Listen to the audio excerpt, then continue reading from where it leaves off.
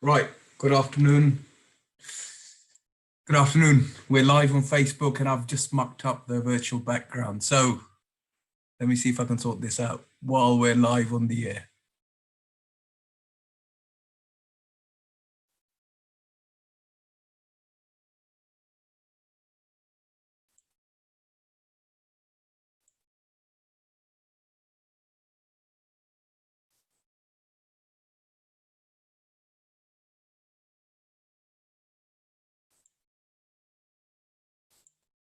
That's the one. Okay. Right. Sorry about that.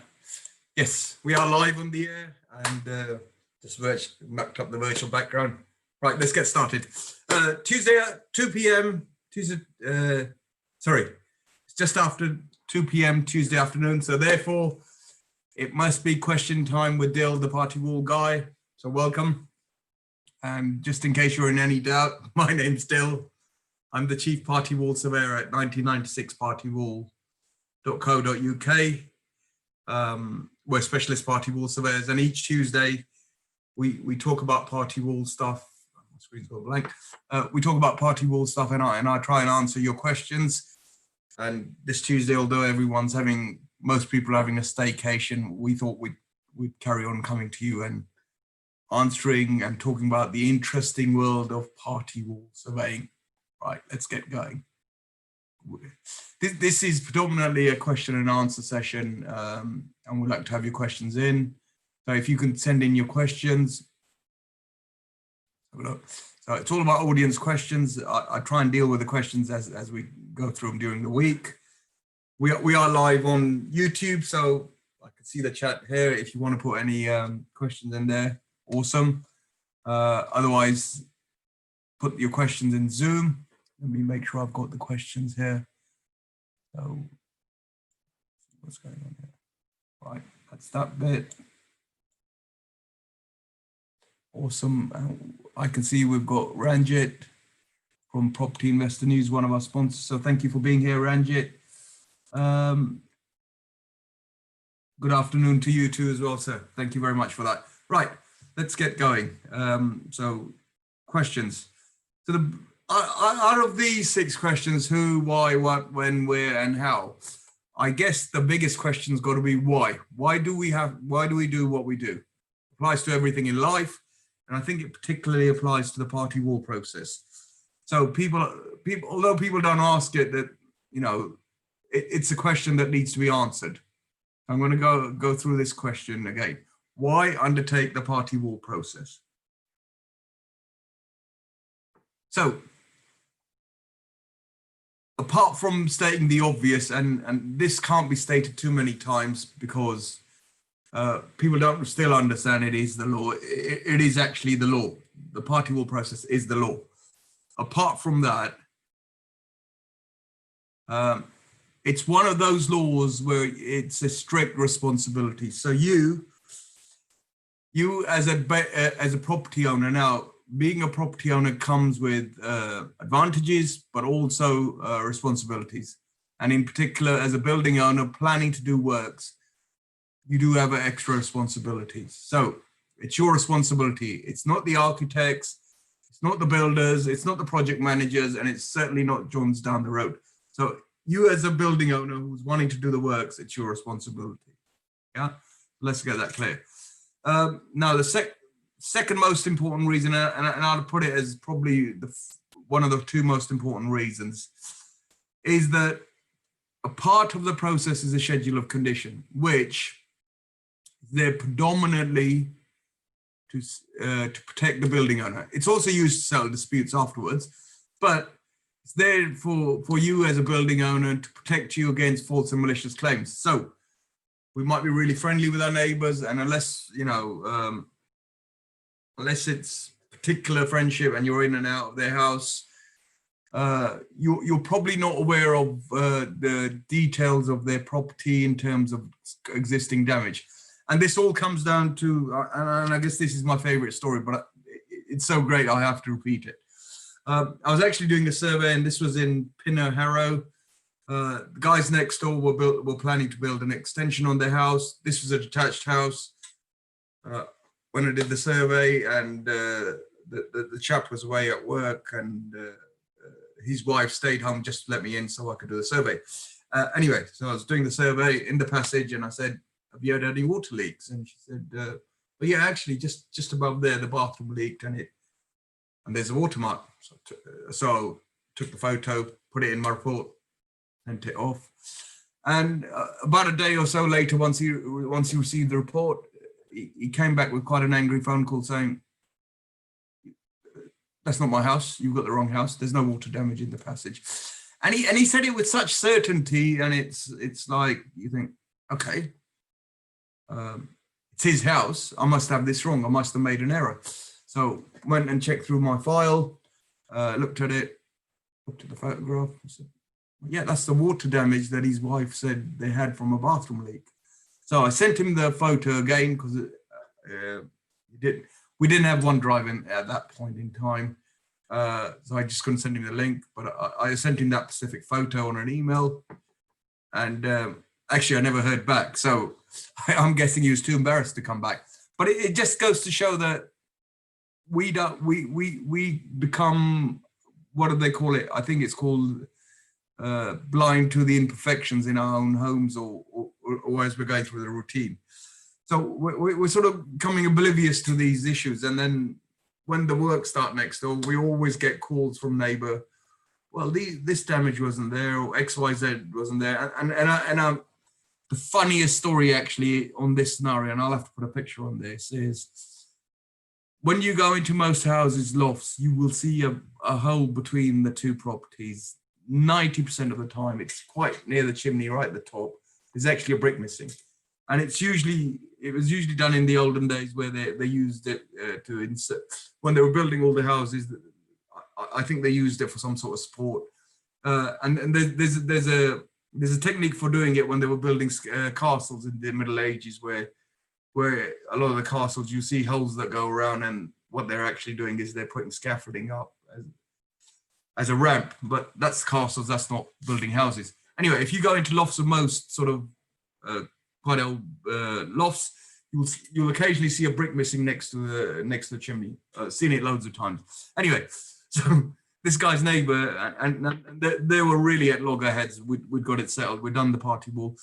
He said, "You guys have damaged my wall," and at that point we weren't actually looking out for these bricks, and it's just come to light recently that I'm now looking out for these missing bricks.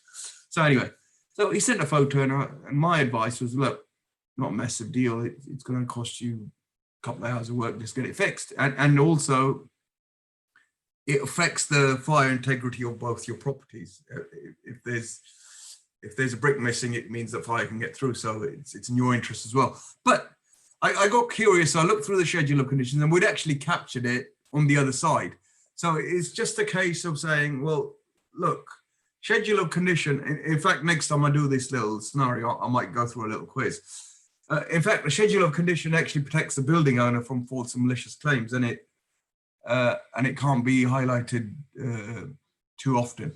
So the other issue we get, and we've got something going on at the moment where this might be the case, where the project actually gets stopped midstream. So it's bad news if it's in your residential personal property, because you end up living on a building site a lot longer than you planned. If it's not the worst disaster in the summer, but when the rain starts, it's not the best thing. And in nowadays where we've got more people staying at home, it can drive you nuts. We've also got a scenario where if you're doing a commercial project and you've taken lending on a development basis, and i.e. bridging on very short, at very high cost and on a time scale with penalties, this is definitely going to affect your project. So especially when you've got it stopping midstream, and the other issues become with the costs are that builders are probably got a clause in there.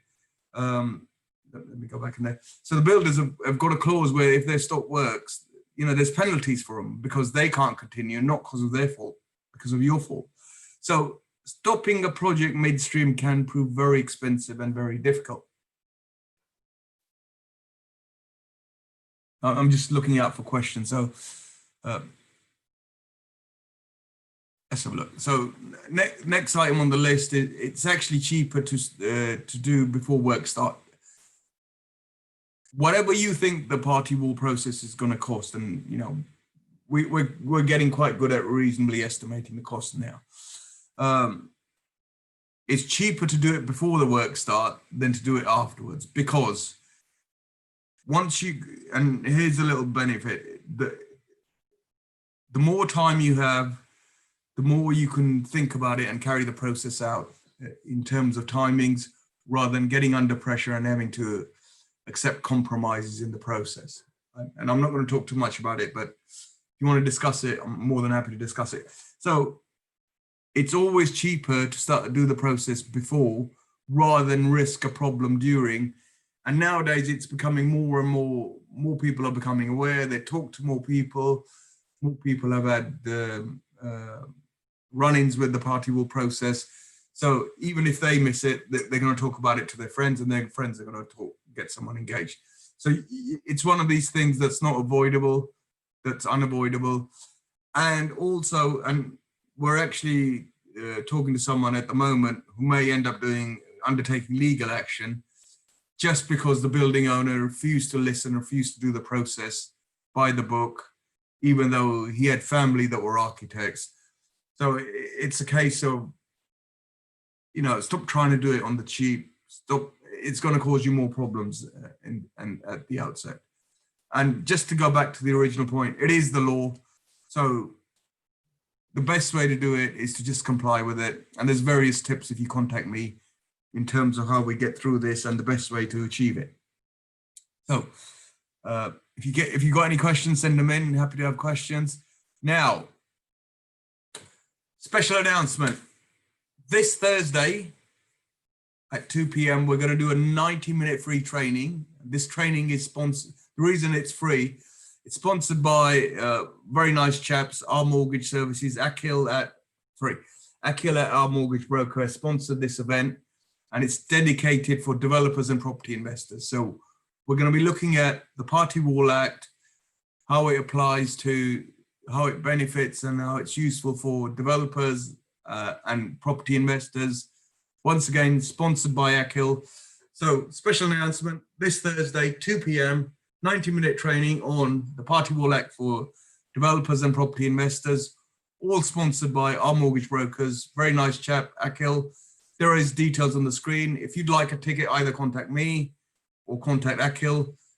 And we're going to be going through how the Party Wall Act affects developers and property investors. I'm also looking at going through air rights, because there's a big thing on how people are going to start using air rights now, and buying property for auction, how awards and so forth are affected by that. So tune in this Thursday. It will be broadcast live on our YouTube channel, if I can get the tech working and not mess it up. So that's one of our special announcements. Going on to the next special announcement. So another special announcement. This on Thursday, 10th of September, 11 a.m, I'm going to be speaking at the Virtual Architects Business Growth Conference. This is just about how we can have architects grow their business, make more money, try and do less work. We've got some really great speakers. I'm lucky to be hosting it. I'll also be speaking about Party Wall Act and how architects can best help the clients deal with it. Again, if you'd like free tickets, I can get you free tickets. You contact me on email or LinkedIn, happy to get you free tickets. And another special announcement. So after the 10th of September, we're looking to get architects as guests so they can ask me questions. So it's all about sharing information and helping people understand the Party Wall Act. And who better than architects, because they're the ones that have to end up dealing with most of these queries.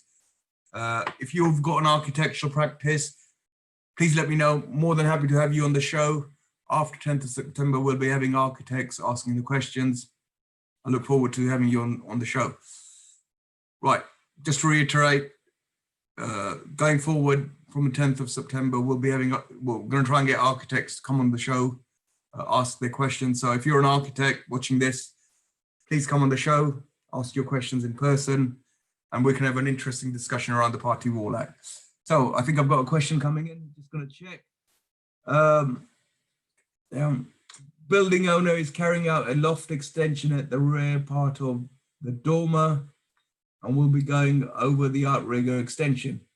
However, there is a low-level chimney stack that's no longer in use.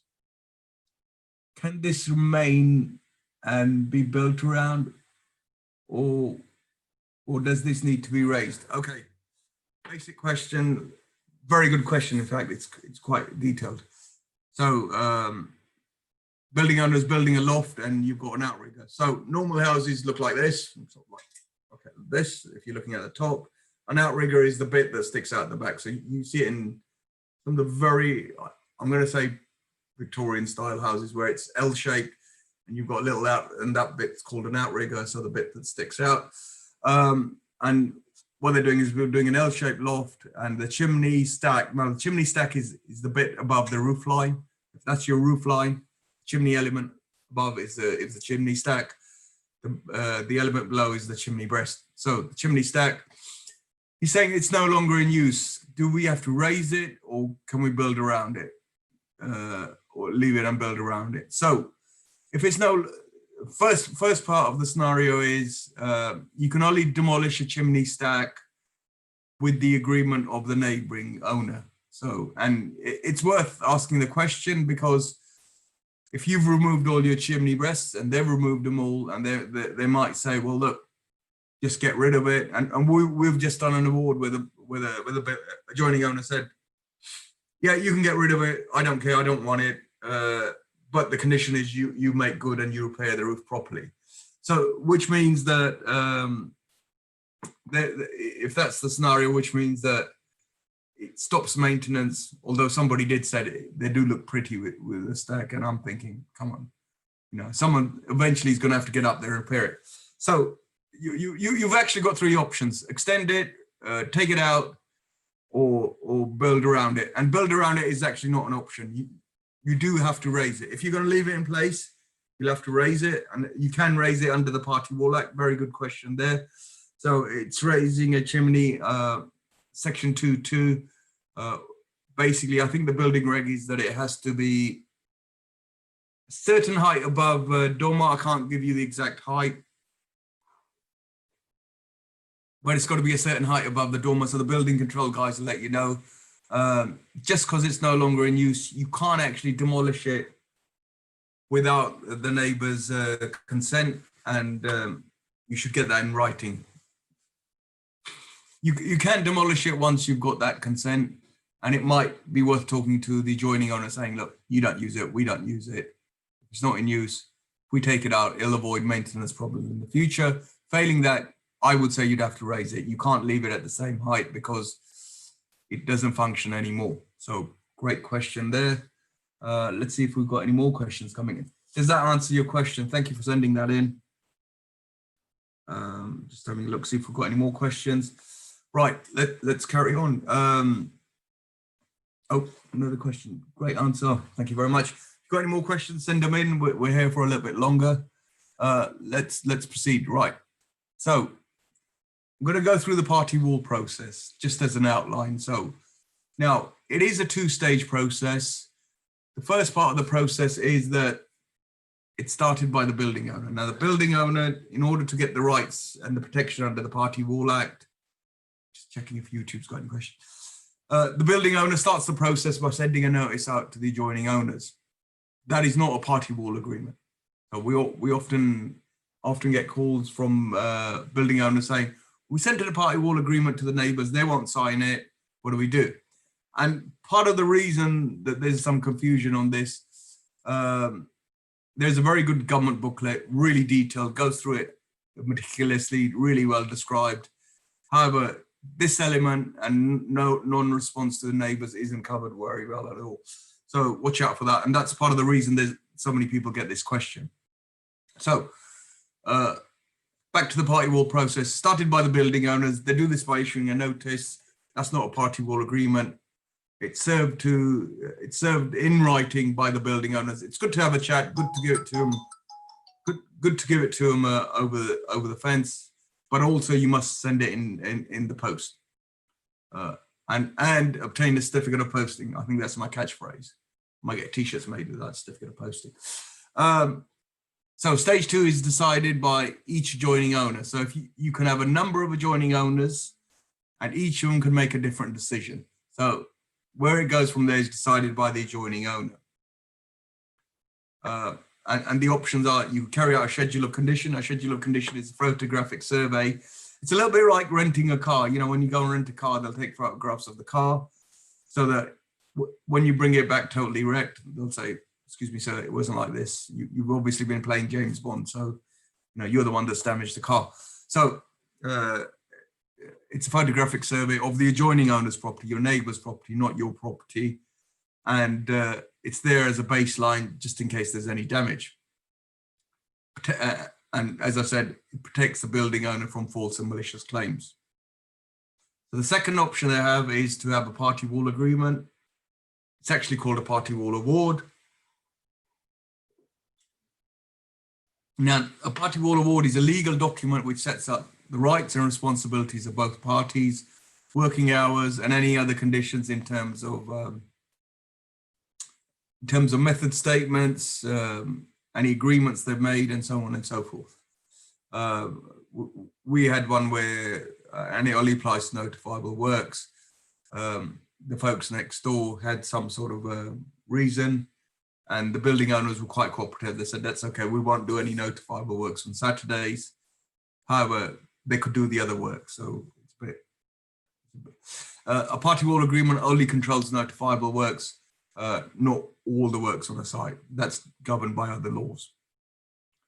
And there's also a procedure in there if there's damage. So, and the usual scenario, if there's damage, it's the adjoining owner's choice whether they want it. They'd like compensation in lieu, or if they'd like the builders to fix it. So it's their choice. It's not your choice as a building owner. That's the law, that's the rules.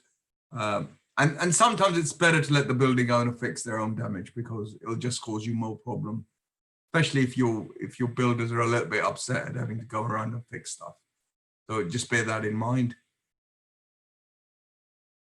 Okay, basic terms of the Party Wall Act. You have the building owners. The building owners are the guy, is the party, I was going to say guys, but it could be a limited company. And nowadays, more and more properties owned by limited companies. It's actually the party that owns the property where they're doing works. It can be limited companies. It could be leaseholders, could be freeholders. So there's no distinction there. It's whoever wants to do the works. And on adjoining owners come into multiple classes. There's 4 classes, and you can have more than one person in each class, and you can have more than one property that's affected. So for each adjoining owner property, this is the way you cascade it, analyze who's affected and who's looking at it. For each property, there's usually only one freeholder. So there's the freeholders, there's the leaseholders. Now these are the guys that have got leases of more than 1 year. So there's a blind spot here whereby, and this applies mainly to commercial properties, but it could also be housing associations and so forth, where they've got leases of between 1 and 7 years. Now, usually those leases aren't registered at a land registry and they don't get picked up on party wall notices being served. So it's useful for the freeholder to inform the leaseholder that they could also be the notifiable owners. It depends on the type of works and if they're affected. So, you know, it doesn't mean if you're a leaseholder and you own a flat in the building, you're definitely going to be affected. So watch out for that. Again, below 1 year, you're not notifiable. So that's your standard ASTs. Between 1 and 7 years, you could be missing out because you're not registered on the land registry. 1 and 7 years, yeah.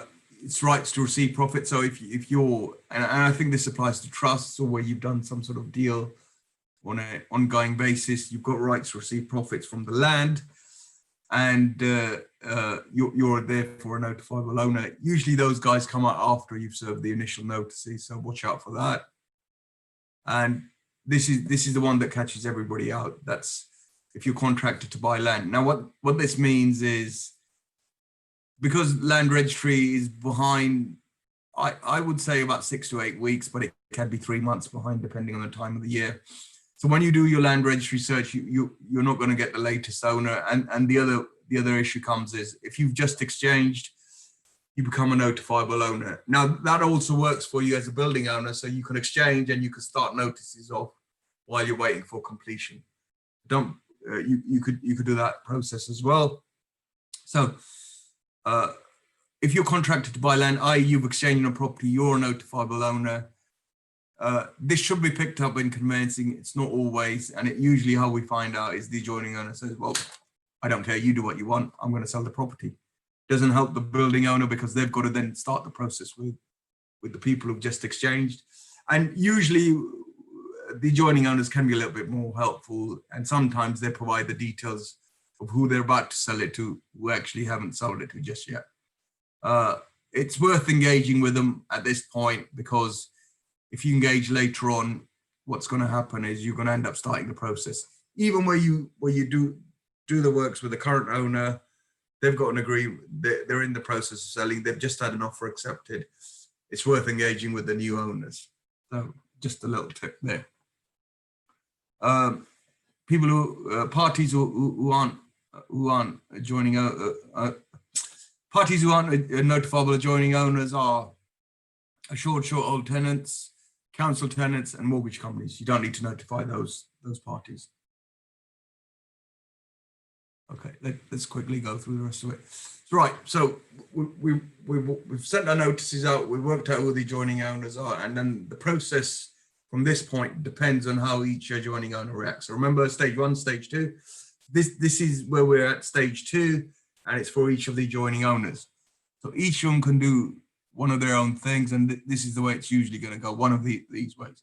So they can either consent with a schedule of condition, which protects the building owner, and once that's done, you're ready to complete works on that side, start works on that side. But you've got to make sure you finish with all of the adjoining owners, depending how many you've got. You can have one on an occasion, and on other occasions you can have 6. So you have to complete the process with all of them. They can dissent to the party wall notice, and after dissenting, they can either have an agreed surveyor, so one surveyor represents both sides, or they have their own surveyor, and each party has their own surveyor. In residential settings, the outcome's very much similar, so not always the case. In more complex residential projects, such as basements, we're not actually allowed to act as agreed surveyors. And in commercial properties, usually each parties have their own surveyors. So the output of those, whichever way it goes, is usually a schedule of condition with a party wall award. And once that's done, either agreed surveyor or own surveyor, party wall process is completed, you're able to start works. Now, assuming that's all of your adjoining owners. Now, the fourth thing that can happen, and it's not really an option, but it does happen quite often, is the neighbor doesn't respond. You send them a reminder letter under 10.4, and if they don't respond to that, you should and you must appoint a surveyor on their behalf. Now, a lot of building owners are reluctant to do this. It costs you a little bit extra, but it means you're closing the process off, which means that if you don't close the process, you don't appoint a surveyor, that position is still open. You're actually closing the process because appointments are in writing and they can't be rescinded. So once you appoint a surveyor on their behalf, it's better to cooperate. And I've just finished a award where we were appointed as 10.4 surveyors on behalf of the chap. Of course, they're not happy with it, but he did engage. We did do a survey on his house, so he's got a baseline, and that's the right thing to do. Eventually, you have to understand the process. And look, I have sympathy. I'm not saying it's a nice thing to do. Suddenly wake up and the folks next door are doing works. You're going to be upset about it anyway. But you should engage in the process. And when it finishes, all the difference here, we send a request for a schedule of condition. If the neighbor doesn't grant us access, you proceed with an award. It's ideal to get an it's better to have a schedule of condition for both parties, but it's not always possible. However, the outcome is there's an award, so that as a building owner, you're protected because you follow the exact process. Now, this 10.4 process is the change from the 1939 Building Act, which is where the 1996 Party Wall Act comes from. And that's why it's taken a long time for people to become aware. People are still not aware of this. They missed this step out. They don't understand it. And this is one of the main changes that was made. So there's a bit of interest for you. Okay, I'm just going to go through this adjoining owner's perspective. So this is a chart I've drawn up. Maybe I'll tweak it a little bit. This basically shows through the these are the type of projects we see in everybody's houses. So we're all familiar with these. But the Act is written in section numbers. It's not written in projects. It applies to both residential and commercial buildings, everything in England and Wales. So anywhere there's very few exemptions. Even the Crown is not exempt. Actually, 4 exemptions that are exempt are the barristers' chambers. So that's quite funny. Sorry about that. That's just the point there. So rare extensions, sections 6.1 and 6.2 can apply, sometimes section 1. These are all 1 month's notice, and each section number has its own rules. The only one that isn't automatic dissent is section 1. Section 1 is actually automatic consent. Section 1's a really interesting section, really helpful for builders and developers, actually. And that's the one that's automatic consent. That's quite funny. The others are automatic dissent. So that means that you have to go through the 10-4 process for all the other ones. So with rare extension, section 6.2, 6.1 may apply, sometimes section 1. With loft conversions, it's section 2 and 3, again, 2 months notice. Watch out for these notice periods. And the most amazing one at all, actually, I might have to change this chart and put it right at the top, and the one everybody misses is removal of chimneys. That is notifiable works, not is it notifiable works. It's the second most risky behind basements in terms of possible damage to the neighbours. So people think it's only a little bit of wall sticking out, just cut it off, I'll get an extra 3 foot.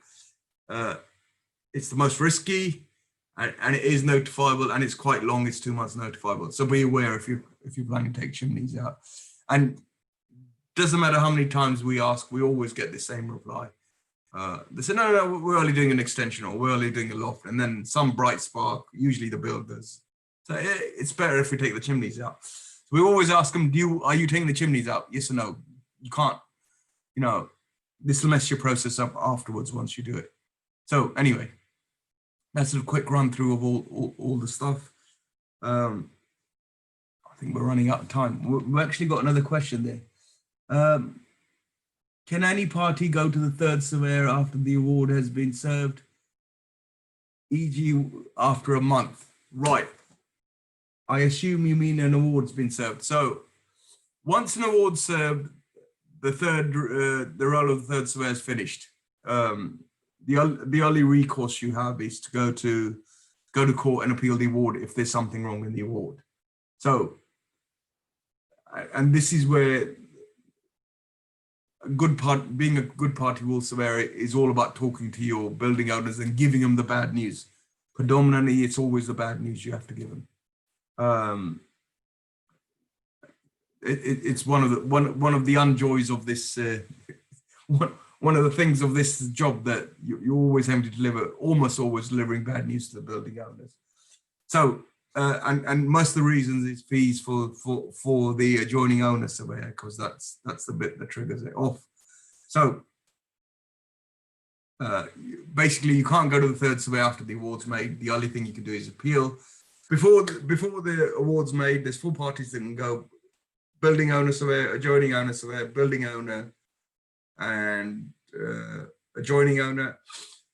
Those are the 4 parties that can go to the third surveyor at any time, and that's another change that was made between the 1939 Act and 96 Act. I was on a training with Stuart Frame, the barrister, and that's one of the things that he came out with. Right. Well, another question here. Once the 10-4 process has been consented, and you are now acting as the party wall surveyor for the adjoining owner. Okay. Oh, yeah, continued. What's the next steps once the 10-4 process has been, says consented, but I think he means once it's invoked. Or so basically, once the building owner appoints a surveyor on behalf of the adjoining owner, the building owner surveyor will write to the adjoining owner and say, I've been appointed your surveyor. Please contact me to arrange timings for a schedule of condition. And after the letter, we usually give them something like 7 to 10 days. And if there's no response, we'll proceed to make an award. Even though the award's made, once the award's made, if they wake up and say, I've got a document here, I better do something, this looks legal, I've got advice, and they might go to the solicitors to advise them or ring us up. Once you're in that state, even if they come back and they'll say, look, first of all, the usual reaction is they'll be quite upset and want to appoint their own surveyors. Unfortunately, it's gone past that point. As party wall surveyors, we're under a duty to comply with the law and serve the act impartially. We can't take sides. So more bad news this time being delivered to the adjoining owner. So they can't appoint their own surveyor. However, they've actually lost nothing because we have to do everything impartially. And our aim is always try and do a schedule of condition where possible. Even where the builders have gone on site, they've started ripping the roof up and they've just started works. Prior to doing any notifiable works, we will still go and do we will still try and do a schedule of condition survey just to protect both sides. Okay. Can you shed some light on retrospective awards? Can these be served for works which originally had no notice and served and works are now complete? Right, retrospective awards. Yeah, that's a good subject for another question. Basically, no notice, no act, as my mentor always says, and you'll know the person I'm talking about. He loves saying that phrase. No notice, no act. You can't. I think what's the case that goes down to this? I think it was Mr. Ali involved in this. It's a case in 1977, still applies. So no notice, no act. If the works are now complete, there's no damage, there's nothing to do a retrospective award. I know why you're asking the question, because once or twice a month, we get a call from someone saying, we did a loft conversion, we did do the party wall act, and we're selling the flat or the house now, and our conveyancers are asking for the party wall award. It doesn't apply. You can't do it just for that reason. It wouldn't be valid. It's not the right thing to do. Now, the only time where you get a retrospective award allowable is if both parties, if there's no notice, there's damage, and both parties agree, both owners agree to bring it into the Party Wall Act, settle the damages because it's cheaper to do it that way. That's just, so thank you for that question. Really interesting. I might just have to do a session on retrospective awards. So keep me reminded, we'll try and do that shortly. Great question, actually. Okay, more information, as this says. So if you want more information, go to this great little booklet. It's by the government. It's written by the government, 2002. The cover used to be red, and they've updated it and they changed it to white, and that's the only thing they did. They didn't actually fix some of the errors and some of the nuances they've missed. Should we be kind? Because a friend of mine wrote this booklet, and I don't want to upset him. In there, you'll see there's the Faculty of Party Wall Surveyors. That's the that's one of the professional organizations that deals with it. That's who we belong to, and they're the ones responsible for training surveyors and continuing CPD. That's our qualifications. What I would do is get that booklet, read it for the knowledge, and then if you want to serve notices yourself, get a hold of our booklet that we produced. For basic residential works, we've got a set of notices in there. We'll try to make it as easy as possible, set out the process. There's a tick sheet there. This is how you carry out the process, avoid all the mistakes, and hopefully not get yourself into trouble. So, thank you for that nice little session. Very interesting chat today. Mr. Ranjit, are you there? Let me see if I can bring you on board without messing up the tech. Ranjit, are you there, sir?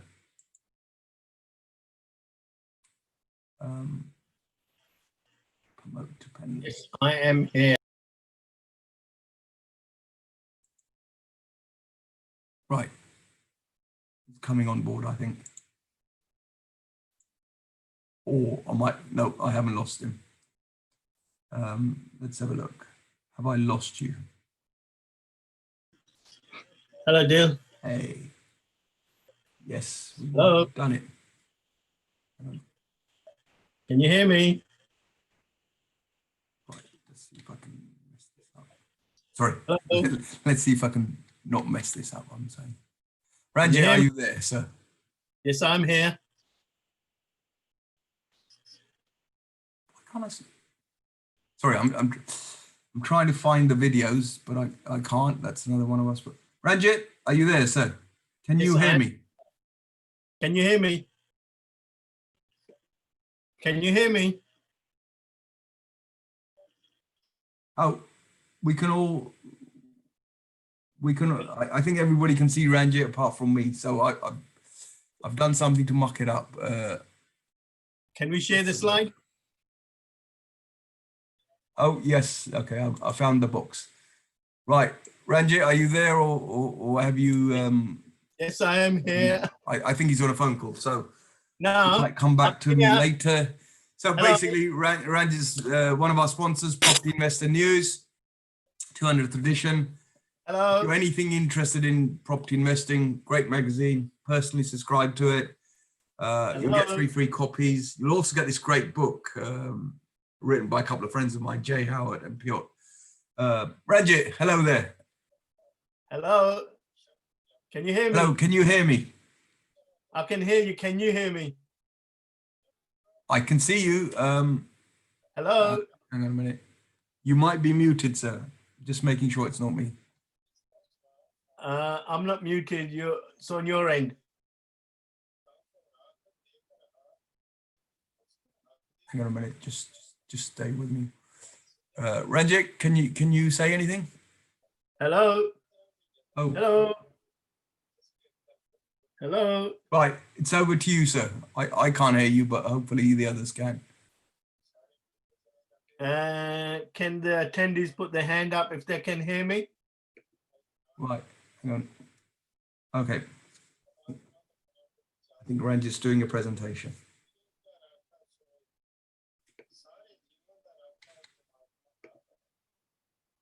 Can you see my slide?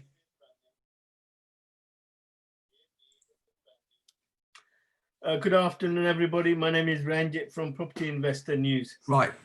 Property investment and development. Okay. If you could put it in the question. Okay. Can you hear me, Dil? Yeah. So we got a nice reaction there. He's not muted. Can you hear me? Hello?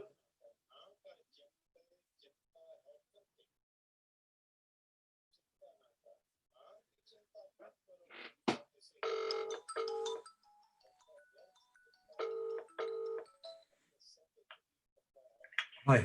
Is it back to me now? I've been on since 10 to 2. I've been here all along. Oh, okay. Can you Sorry. hear me? Is something on your end? Yeah. I realize that. Anyway, have you finished your little chat? No, I was waiting for you to answer if everybody can hear me. Oh, okay. They can all hear you, but I can't. But anyway, you carry on. I'm going to stay on the line while they can all hear you. Okay. Good afternoon. My name is Ranjit from Property Investor News. Property investment and development is not always a smooth ride. It can be a roller coaster. Due to the COVID-19, it's a new world ahead for the bold and the brave. Publishing for last 18 years, our June 2020 issue was the 200th issue. Remember, today's decisions are tomorrow's reality. You have 3 choices. Take it, leave it, or change it by design. It's your future. Key features in our August edition relevant to your property businesses. UK market, £42 billion plan to tax rising house prices to pay for the coronavirus crisis and more. housing targets, there will be 124,000 lost property sales in 2020 as a result of lockdown. Service accommodation, riding a short-term rental roller coaster. Furlough. What did the furlough unemployment stat mean for the UK cities and the towns? Planning Changes Part 2 by planning consultant David Kemp. Selling at Auction, Great Time to be a Seller by Piotr Rusnik and Jay Howard. Stamp duty, how will Rishi Sunak's stamp duty holiday affect different house buyers? And much, much more in our August issue. New from Property Investor News, we have live webinars weekly hosted by our editor, Richard Bowser. They're for 75 minutes, including questions and answers. Question for you. Do you have the expertise, the knowledge, and the insight to adapt and prosper? Let us help you on your journey to investing success. Subscribe to their ongoing property education and market analysis every month. Subscribe just for $7.95 per month. Access to 15,000 plus keyword search articles, 250 plus videos, and webinar archives. Remember, businesses don't fail, people who run them do. Yes, we do have a special offer, which is on the screen in front of you. If you subscribe, you get 3 issues of Property Investor News magazine, plus our special edition 200th issue. So you receive 4 issues for free. And also you'll receive this book Before the Hammer Falls, written by 2 auction experts, Jay Howard and Piotr Rusnik, 4 magazine and the book for free. Follow the instructions on the screen there or take a screenshot, and please email me ranjit@property-investor-news.com, because this is events offer only, not online. So just subscribe online and send me an email. I'll leave you with the following to think about. When you have a knockdown, you will get setbacks. Don't sit back only to step back. To bounce back, behind every setback, there is a golden opportunity. Remember, what made you successful in the past won't in the future. The journey of 1,000 miles begins with a single step. So take that single step of your property journey and subscribe to Property Investor News and take the advantage of our current offer for free magazine and the book. Thanks to Dil for putting these events on week in, week out during these challenging times. And all the resources you need, you probably find them in the Zoom room here on the webinar. Lots of LOL, listen, observe, learn. Have a great party wall, eventful afternoon, and back to you, Dil. Thank you for that. And if you can give us back the screen, please, because I can't hold it. You want the screen back? Yes, please. You got it? Great. Got it. Right. That was interesting. Sorry. That was interesting, wasn't it? Just proves we are actually live. Amazing. Okay. Before I go on to Wren Kitchens, just a quick word on our Architect Summit. So I'm going to go back through my slides. So don't know if you guys remember, 10th of September, 11 a.m. I'm going to be hosting and speaking at the Architect Summit Virtual Architects Business Growth Summit, and David Kemp, that Ranjit just mentioned, will be speaking on there. Great planning consultant. If you're an architect, he's worth coming just to listen to him. There's a lot of planning changes going on now. He'll be speaking on how that affects everybody. So get your free ticket, hook up with me on LinkedIn or send me an email, and make sure you attend this event. It's got some really great speakers there. Thank you for that, Ranjit. And finally, just to let you know from one of our other sponsors, there we go, messed it up again. Anyway, there we go. Wren Kitchens, these are Sanjay's details, so he couldn't be with us today. If you contact Sanj, Wren Kitchens in East London, he'll really look after you. And if you're an architect, they'll get you some kitchen drawings. You can put it in your folder, and it just adds, it's basically adding output to your client without having to do extra work. So great little idea there by Sanj. I think that's all we've got time for. So thank you very much for attending this interesting event. I'm going to have to work out how to switch it off now. So we go. Oh, got the right screen, I think. So see you Thursday at same time, 2 p.m. Got a nice little 90-minute training on how it affects how the Party Wall Act affects property investors and developers. So thank you for attending, and we'll see you Thursday. Thank you, Dylan.